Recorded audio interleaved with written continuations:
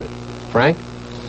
India has asked UN Secretary General Font to use the influence of his office to stop what the Indian ambassador called the massacre of unarmed people in East Pakistan by the West Pakistan Army. Earlier, sources in India said that West Pakistan was continuing to bomb parts of East Pakistan, although the West claimed to have the rebellious province under complete control. And official sources say the Indian government has learned that the rebel leader of the eastern province, Sheikh Mujibur Rahman, is free and is not imprisoned as claimed by the West. Michael Clayton of the British Broadcasting Corporation was one of many Western newsmen expelled from East Pakistan the day after the shooting started. I was in the lobby of the Intercontinental Hotel in Dhaka last Thursday night when Pakistan soldiers suddenly hauled down the East Pakistan independent flag outside the hotel and burnt it. When I tried to leave by the hotel front door, they pushed me back at gunpoint.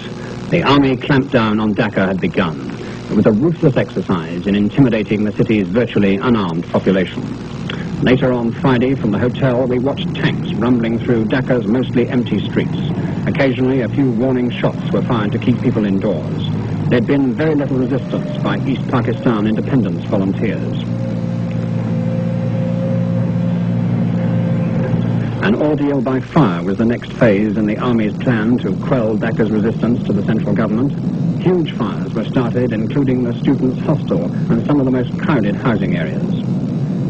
Wrecked cars marked the spot where during the night I'd seen troops demand surrender from local people. Then they fired into the alley and burnt down a pro-independence newspaper office. Trucks of ammunition and weapons were driven away by the Pakistan Army after seizing them from East Pakistan police who'd cooperated with the independence movement. Some East Pakistani soldiers were also disarmed by the West Pakistanis. The army broadcast curfew warnings and wrenched down independence flags from Dhaka's shops and houses. There were tough penalties for showing the flag after that. Mr. Bhutto, the West Pakistan People's Party leader, was given safe conduct out of the Intercontinental Hotel. He'd been attending the constitutional talks with the president. The troops warned us they'd fire at cameramen, and this film was shot by a French team from the hotel windows. It's the only film to escape the rigorous searching by the military authority when we were expelled. The president's ambition, he says, is still to transfer power from his army to the people. But that goal seemed remote as the army ruthlessly established its control and inevitably bred still more resentment among the Pakistani community. Even when the curfew was lifted, the troops were to prevent gatherings of more than 5 people for the next 3 days at least. They clearly relished their role as the masters of East Pakistan.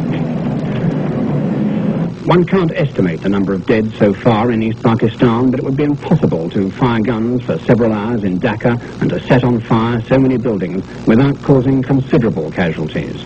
It's a desperately overcrowded community of people mainly living in shanty houses.